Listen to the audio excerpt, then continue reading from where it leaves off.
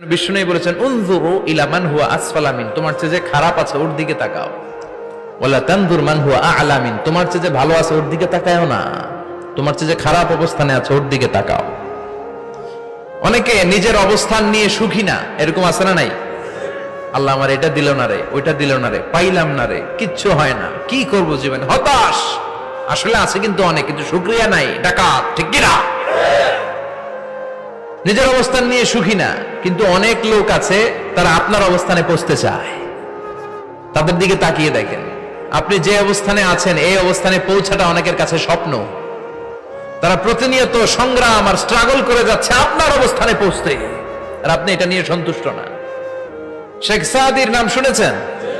বালাগাল উলা কাশাফাত দুজা, এই কবিতাটার রচয়িতা ইরানের বিখ্যাত এক কবি।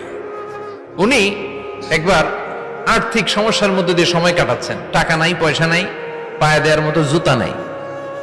উনি খুব দুঃখ পেলেন, হায় রে, আমি ইরানের এত বড় কবি, আমার পায়ে দেওয়ার মতো জুতা নাই।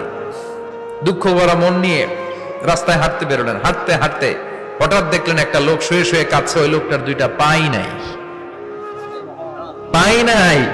উনি সেজদায় পড়ে গেলেন, আল্লাহর কাছে ক্ষমা চাইলেন, আল্লাহ অনেক দিয়েছো, শুকর আলহামদুলিল্লাহ। এজন্য যেই পরিস্থিতিতেই থাকি না কেন আমরা কি পড়বো? জোরে বলেন, কি পড়বো?